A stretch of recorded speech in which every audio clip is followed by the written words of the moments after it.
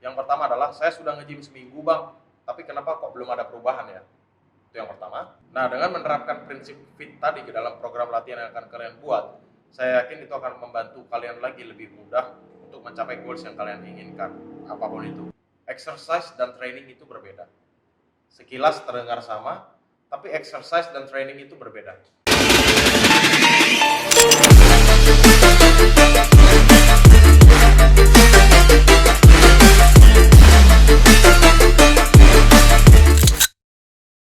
Here's your boy here to get fit and welcome back to my channel. Apa kabar kalian semua?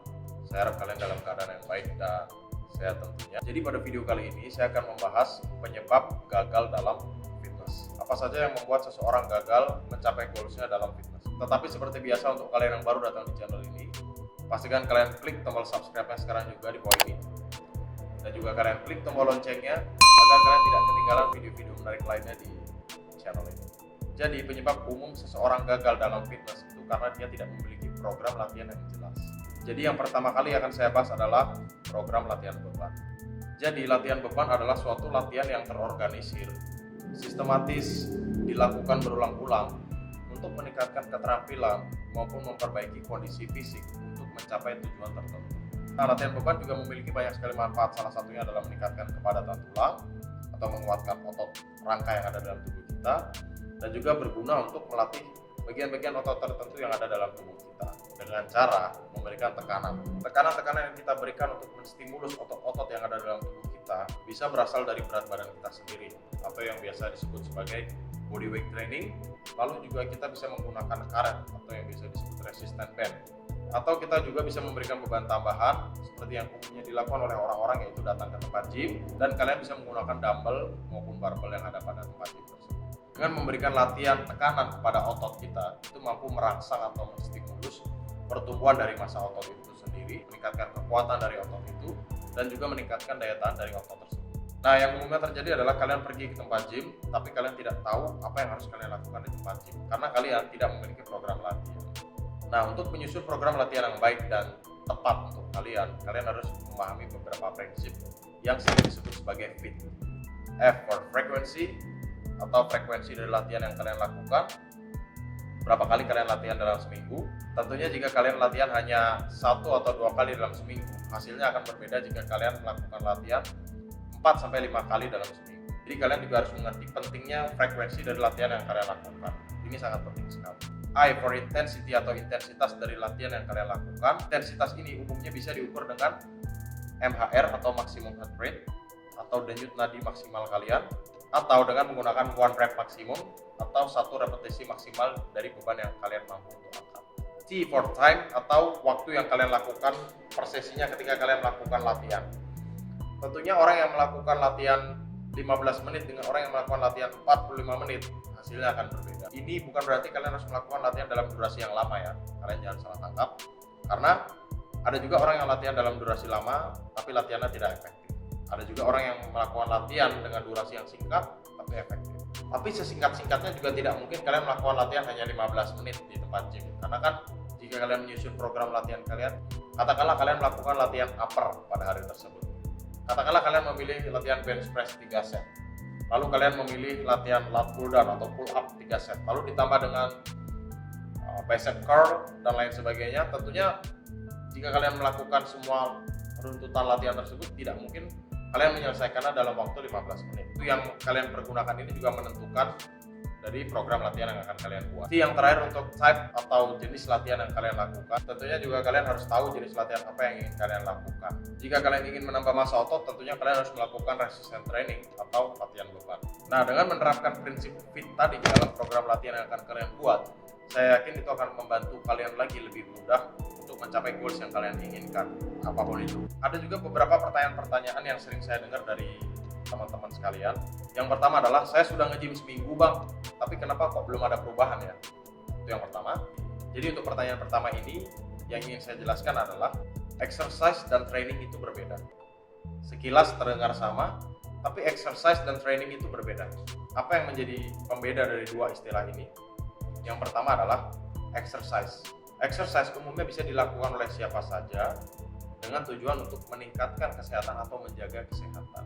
dan mendapatkan hasil yang instan. Contohnya hanya ingin mengeluarkan keringat, di mana ketika kita mengeluarkan keringat itu sangat baik sekali untuk kesehatan tubuh kita. Kalian langsung mendapatkan efeknya. Kalian mengeluarkan keringat, itu bisa disebut sebagai exercise. Kalian bisa melakukannya dengan jogging ringan, bersepeda, dan lain sebagainya. Tetapi training itu dilakukan secara terorganisir, sistematis, dan dilakukan berulang-ulang, sama seperti weight training atau latihan beban, atau resistance training atau latihan beban. Ini dilakukan secara berulang-ulang dan tidak mendapatkan hasil secara instan. Contohnya untuk meningkatkan massa otot, kalian tidak bisa mendapatkan hasilnya secara instan. Contohnya kalian ingin menurunkan kadar lemak tubuh kalian tidak bisa mendapatkan hasilnya secara instan. Contohnya seorang petinju yang ingin meningkatkan power atau meningkatkan kekuatan dari pukulannya, kalian tidak bisa mendapatkan hasilnya secara instan. Perlu latihan yang berulang-ulang yang dilakukan setiap hari demi hari untuk mendapatkan hasil yang diinginkan. Yaitu karena latihan beban ini bukan latihan yang langsung bisa mendapatkan hasil secara instan.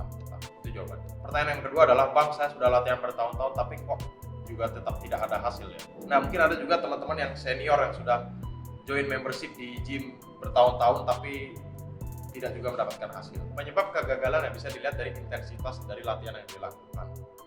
Seberapa berat latihan yang dia lakukan. Jadi jika kalian sudah melakukan latihan bertahun-tahun di tempat gym atau di tempat fitness, tapi kalian tidak mendapatkan hasil, kalian lihat seberapa berat kalian melakukan latihan tersebut. Karena kita ingin melakukan latihan yang berat tapi tidak terlalu berat. Nah, mungkin latihan yang kalian lakukan kurang berat, mungkin baik dari segi beban kalian yang stuck segitu-segitu saja atau tidak kalian tambah, atau form kalian yang kurang bagus, jadinya tidak menargetkan otot yang seharusnya, dan lain sebagainya. Yang kedua bisa kita lihat dari frekuensi latihan orang tersebut. Bisa jadi ada orang yang mengatakan sudah melakukan latihan selama setahun tapi tidak mendapatkan hasil, di mana dalam setahun tersebut orang tersebut hanya melakukan latihan beban 1 atau 2 kali setiap minggunya. Memang benar orang tersebut sudah melakukan latihan selama setahun, tapi frekuensi latihan orang tersebut kurang untuk dia mendapatkan hasil yang maksimal. Salah satunya contohnya seperti itu. Lalu bisa juga kita lihat dari time-nya, mungkin dia katakanlah orang tersebut sudah melakukan latihan beban secara rutin 4-5 kali dalam seminggu. Tapi ketika latihan orang tersebut hanya menghabiskan waktunya untuk mengangkat beban sekitar 15-20 menit, lalu sisanya dia main handphone atau ngobrol dengan teman-temannya. Ini kan juga menjadi salah satu faktor yang menyebabkan tidak mendapatkan hasil yang maksimal atau gagal dalam fitness. Nah, yang terakhir bisa juga dilihat dari type atau jenis latihan yang dia lakukan. Bisa jadi jenis latihan yang dilakukan salah, tidak menerapkan prinsip progressive overload, dan lain sebagainya. Ini sudah sering sekali saya sampaikan dalam channel ini bahwa jika kita melakukan sesuatu tanpa tujuan yang jelas, itu akan sangat sulit untuk kita mendapatkan hasil. Nah, itu pun berlaku dalam fitness. Contohnya ketika kalian sudah memiliki tujuan untuk meningkatkan massa otot atau menambah berat badan. Tentunya selain kalian harus mengatur pola makan kalian atau program makan kalian, kalian juga harus mengatur program latihan yang kalian lakukan. Karena jika kalian tidak memiliki program latihan yang tepat, kalian tidak akan mendapatkan hasil yang maksimal juga. Program latihan yang kalian buat tidak harus rumit. Program latihan yang simpel pun itu juga tergolong sebagai program. Yang paling penting program tersebut cocok dan sesuai dengan kebutuhan kalian. Itu yang paling penting. Nah, jadi mulai sekarang untuk kalian yang mungkin sudah mengikuti channel ini dari lama dan kalian sudah bisa mengatur pola makan kalian menjadi lebih baik lagi, saya sangat mengapresiasi sekali.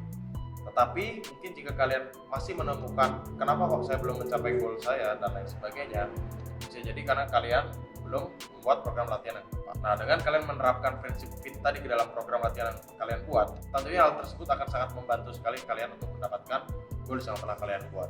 Pola makan sudah diperbaiki, program latihan sudah diperbaiki, sisanya kalian hanya memerlukan konsistensi untuk mendapatkan goals yang kalian inginkan. Jika kalian punya pertanyaan-pertanyaan, kalian bisa DM saya di Instagram @sergiogetfit. Dan jika menurut kalian video ini bermanfaat, jangan lupa share ke teman-teman kalian yang mungkin membutuhkan video ini. Dan sampai ketemu lagi di video-video berikutnya.